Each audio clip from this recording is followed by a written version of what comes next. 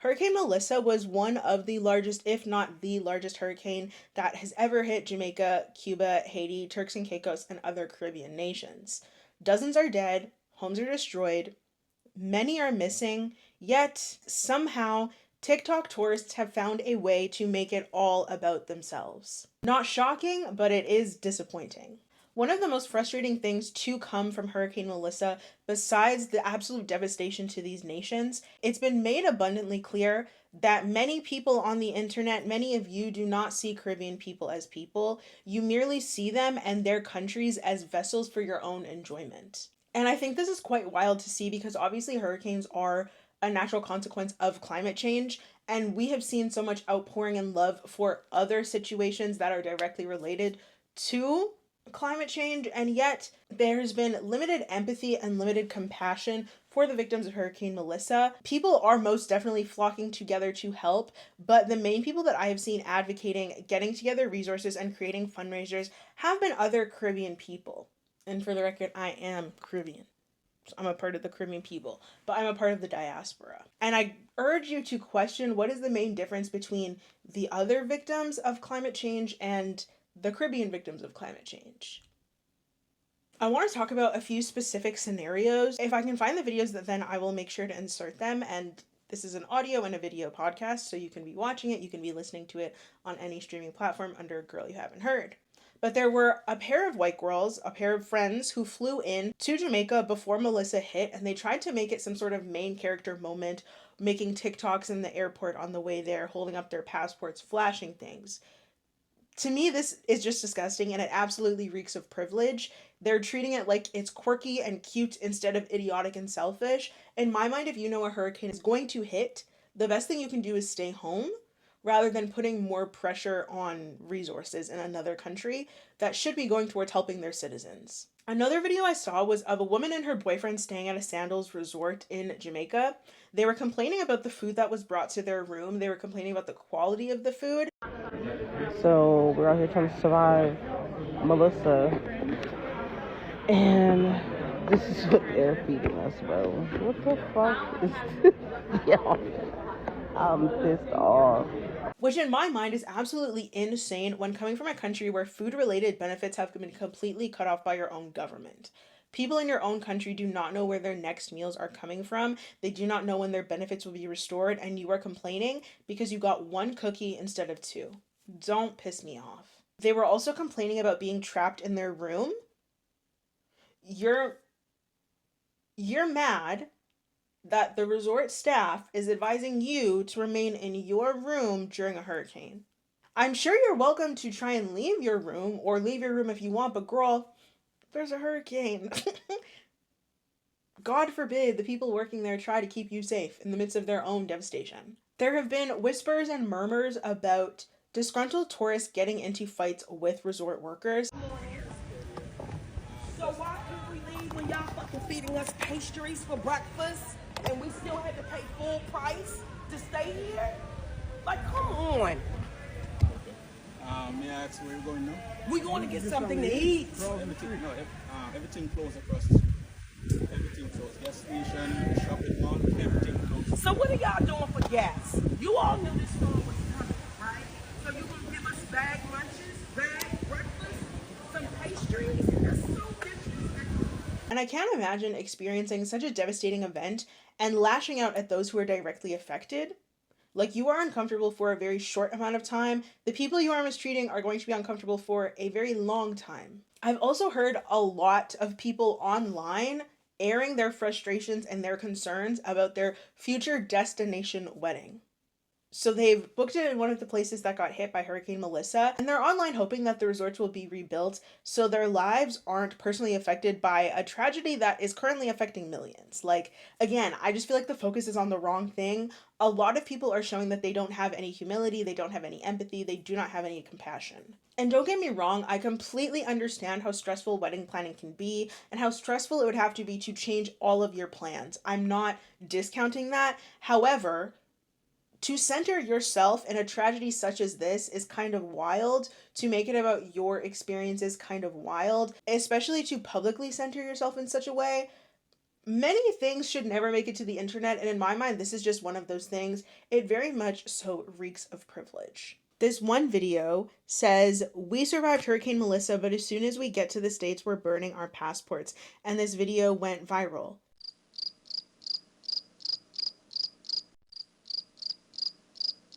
I fear the problem is not necessarily with the countries that you are traveling to. The problem is you. You are feeling entitled.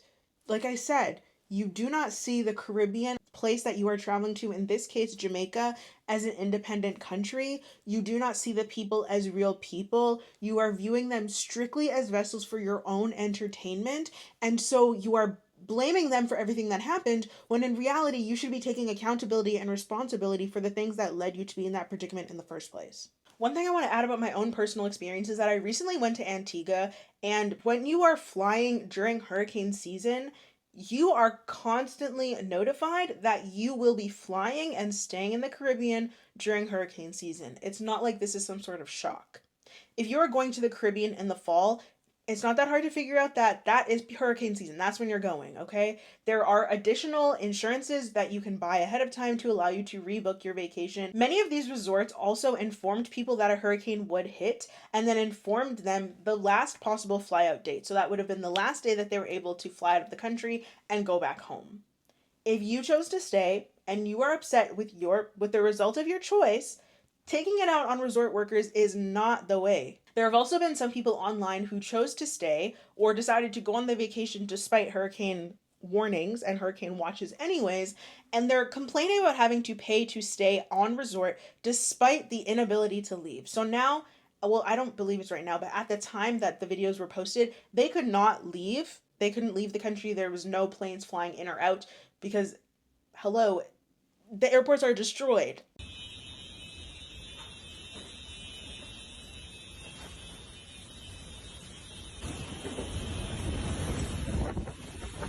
But they're mad that they have to pay to continue staying on the resort. They're kicking people out of their hotel rooms in Jamaica. There's people right now, tourists, that's homeless in Jamaica just because they can't pay their room. They can't pay for their hotel. So they're telling them, Jamaicans are telling them, tough luck.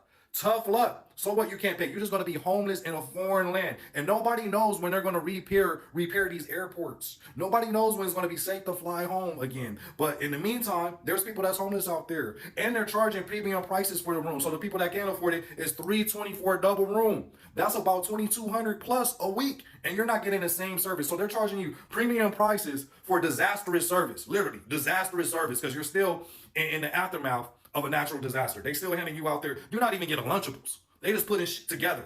You're not even getting Lunchables. So that's shady all the way around. Nobody expected that it was going to be this severe, right? And if it was, Jamaica should have stopped accepting people coming into their country. You know, since people want to put the blame on the tourists, let's put the blame on the country. Let's put the blame on Jamaican government, right? And let's put the blame on Jamaicans that's kicking these tourist people out of their hotels just because they can't afford it, and they didn't plan for this natural disaster to be this disastrous. Yeah, it's not free. I feel like it's absolutely insane to think and assume that you can go and pay to stay somewhere, and then once you can't afford to pay, you're expecting for them to still let you stay.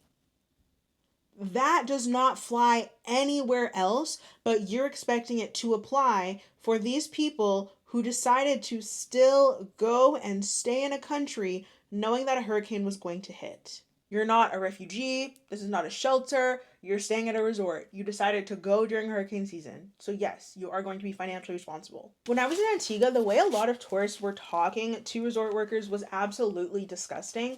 I was not a fan of it. They were talking to them like dogs, not even talking to them like they were people. I had some problems on my trip that I'll discuss when the vlog goes live on my channel, but I would never speak to anyone this way, let alone speak to the people who can't do much, if at all anything, about the circumstances that I am now currently suffering from. They had no manners, they had no genuine interest in what the workers had to say, no interest in even speaking to them as if they were human, and if that's how they were talking without the stress of a hurricane in the mix, I can only imagine the abuse and the mistreatment resort workers are currently dealing with. The lack of empathy, the lack of compassion, and the lack of care that we are experiencing tourists have for Caribbean people during a devastating time is not out of the blue. It is not an isolated incident, and it is not just because these people are not good people. It was set up this way by design. This is a very colonial attitude that the whole world sees Caribbean nations as something to extract from, but rarely ever something to pour into.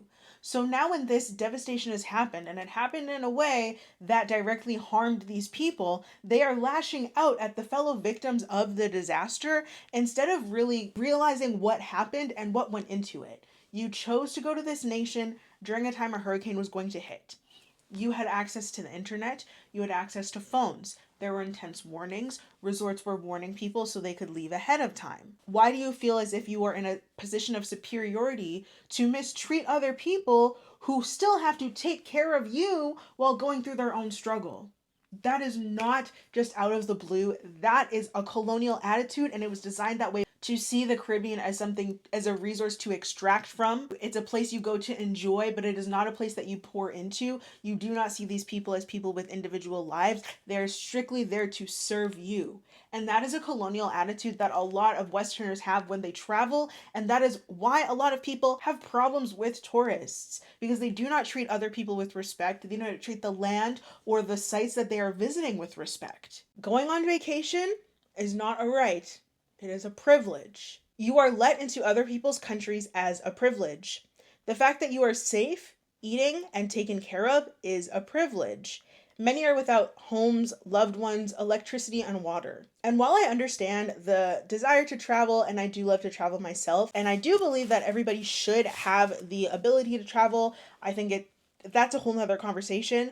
But unfortunately, just because I think that everybody should have access to that does not make it a right. It is still a privilege. It is so important to travel safe and have enough money on hand to book an additional flight to go home, or at least have some sort of travel insurance that allows you to rebook your flight at minimal or no additional cost. But I think the most frustrating thing about all of this is that in more ways than one, the Caribbean seems to be the target of Western privilege, to put it quite bluntly. The Caribbean is one of the areas in the world that releases the fewest amount of emissions. They contribute minimally to climate change, and yet they are going to continue to be hit the hardest simply because of their geolocation. There is some level of cruel irony when thinking about how people who are from the places that contribute the most emissions to the atmosphere, Western nations, including but not limited to Canada, the United States, the UK, those are the same ones who have gone to these resorts and are causing victims of climate change the most grief. They're the ones raising hell, and not in a good way. At the end of the trip, these people get to go home. But at the end of these folks' day, they may not have a home to go back to. Another thing to add is that a lot of the owners of these resorts that people are complaining about in terms of charging super high rates now that the hurricane has hit, they are not Caribbean people. Those are, again, foreign Western owners who are taking advantage of the situation. So again, the frustration is misdirected when you look at who emits the most emissions, Western nations. When you look at the people who are upcharging an exorbitant amount for these hotel rooms now that the hurricane has hit, also Western people. So the frustration should not be at Jamaican people, it should be pointed back at themselves. Racism is so real, and it plays out in a variety of ways, and it's insane to me that when you are speaking about the victims of such a tragedy, the racism still leaps out. The racism leaps out even from people who openly admit that they go to these islands and vacation there on a regular basis, okay? So I'm in some community groups from when I still lived in Winnipeg because I'm nosy. I want to know what's going on even though I don't live there. I have no connection to these people. Someone posted about accepting donations for Jamaicans and trying to put things together to send. And people were flooding the comments, making racist remarks, and using this as an opportunity to claim that the Canadian government will go out of their way to hemorrhage money to help people who do not deserve it because we have people to help at home. I hate when people act like there is not enough to go around. I hate when people act as if, oh, we have to hoard it for the people here. Let's not act like a lot of these people who are saying this are doing anything at all to help anybody at home. But all of a sudden, when it's time to help abroad, they have a lot of opinions. When it's time to help Black and brown people abroad, there's a lot of opinions about it. There is more than enough to go around, and the only thing that really prevents that is greed. Nothing else, simply greed. which ironically is the same thing that is contributing to climate change in the way that it is now. But also, let's say that hypothetically, the Canadian government did issue international aid. Why is that a problem all of a sudden? Especially if you have gone to these nations to vacation, to enjoy yourself, why is it a problem when they need help, but it's not a problem when you want to go and extract their resources and enjoy your time in their country? The entitled attitudes and the air of superiority of a few that's shared online, in my opinion, unfortunately reflects the general attitudes of a lot of the public, at least the public that I have seen. Large parts of Caribbean economies rely on tourism, but with the damage due to Hurricane Melissa and other future hurricanes that might be more intense, tourist hotspots will more than likely become damaged, resorts, places that generally bring in a lot of money. This hurricane and future hurricanes may end up costing Caribbean people not only their livelihoods, but unfortunately also their lives. These hurricanes will only worsen as climate change ramps up, but despite everything that is going on, Caribbean people are doing what we always do, and that is using humor as a way to cope.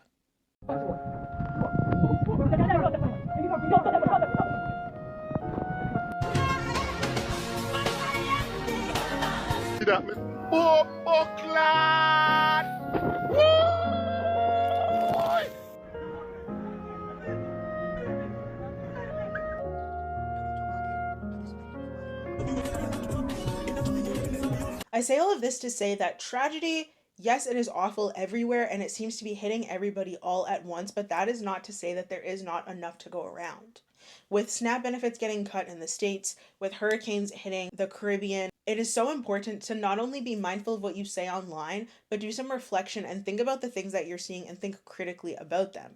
I will have a list of resources and places to donate linked in the description, and a portion of AdSense from this video will be donated to one of the causes linked down below to help those who have fallen victim to Hurricane Melissa. Thank you so much for being here and listening to the first episode back of Girl You Haven't Heard. Episodes will be coming out every Friday. Make sure to leave a 5-star rating if you really enjoyed it, or make sure to like the video, make sure to subscribe and hit that bell notification so you are aware of every single time that I upload a podcast episode or just a regular YouTube video. I thank you so much for being here. I thank you so much for supporting me on my birthday, and I'll see you in the next one.